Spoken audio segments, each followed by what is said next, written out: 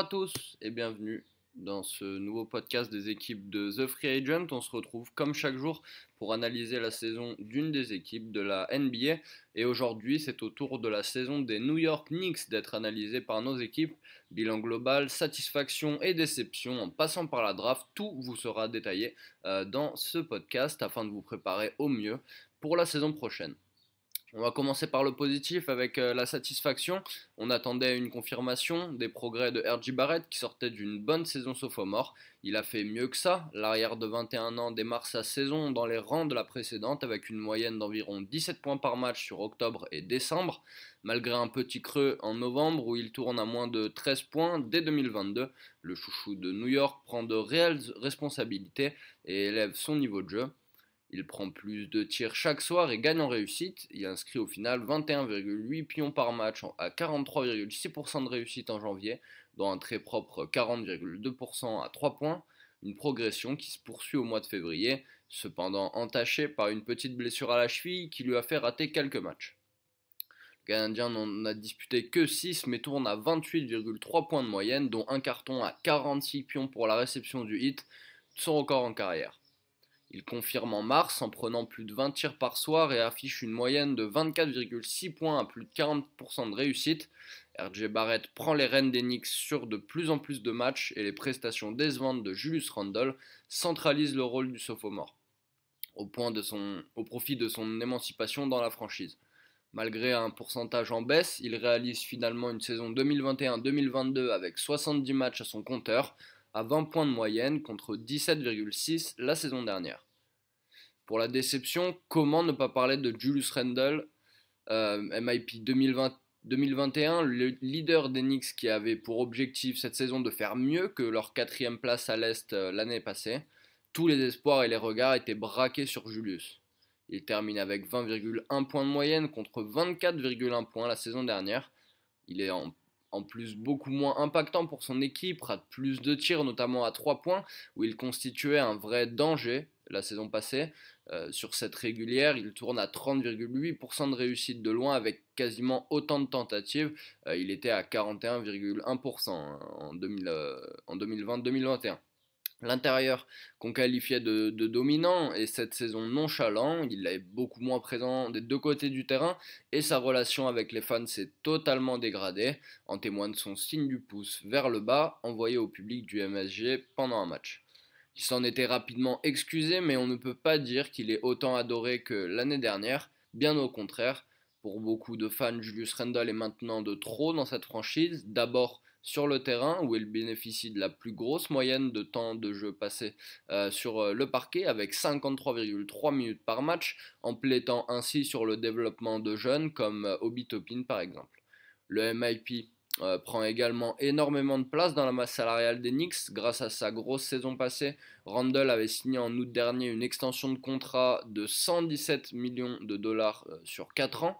Cela empêche forcément l'arrivée de potentiels recrues en renfort de l'effectif, surtout que Julius Randle n'a vraiment pas le même impact qu'auparavant sur les Knicks.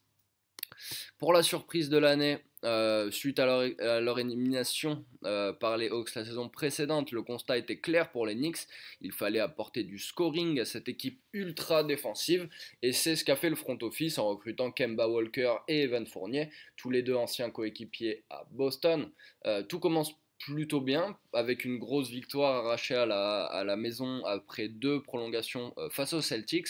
Les fans avaient été fous lors de vidéos que vous avez dû voir passer, notamment sur les réseaux sociaux. Et Fournier démarre d'ailleurs très fort avec 32 points à 13 sur 25 au tir, 6 sur 13 du parking devant ses nouveaux fans.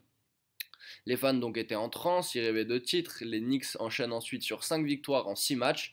Et puis c'est le trou noir, vraiment incapable d'enchaîner au moins 2 victoires de suite de début novembre jusqu'à fin décembre. Kemba déçoit et Evan n'est pas régulier. Et donc le pire reste à venir puisque le meneur est starter à chaque fois qu'il joue mais ne reste qu'en moyenne 25,6 minutes sur le parquet, le plus faible total dans toute sa carrière, et ses lignes de stats n'ont jamais été si basses. il a un jeu qui est pas fluide, pas cohérent, une connexion avec ses coéquipiers qui marche pas et Kemba n'aligne pas non plus en tir. Donc il signe des records personnels dans le négatif en termes de points par match, 11,6 et en passes décisives, donc 3,5.